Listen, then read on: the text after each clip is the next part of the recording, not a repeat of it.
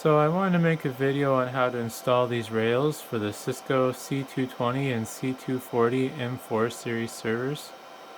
They're a little confusing compared to some of the other rails that I've dealt with, so hopefully this will be helpful for everyone else as well.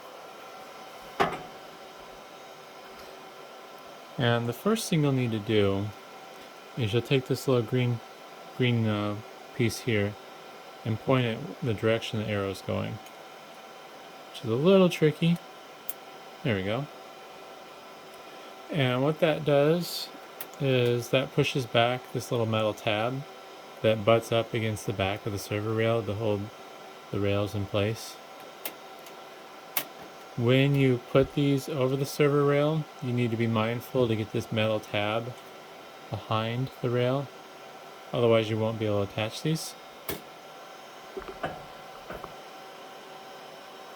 And what you'll do is you'll take it and push it in like that, and then once you get the front pushed up against the front of the rail in your server rack, there's this little green button down here.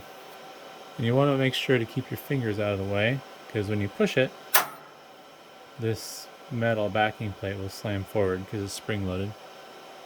And you'll do the same thing on both sides.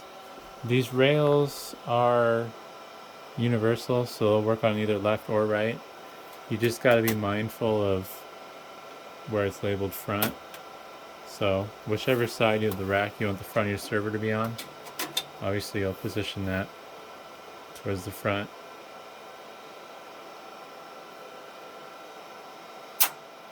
Alright, so that's in place. Now to go to the back of the server rack.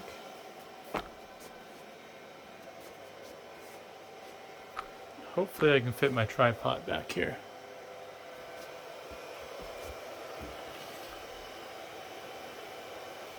And it's a bit of a mess, so can't win. I'll move this cord out of the way. And with the back side, you got this little springy bit here that locks it into place. And basically, you just want to push that in far enough to where the protrusions will fit through the holes, and then you can just pull that towards the back of the rack until this locks into place.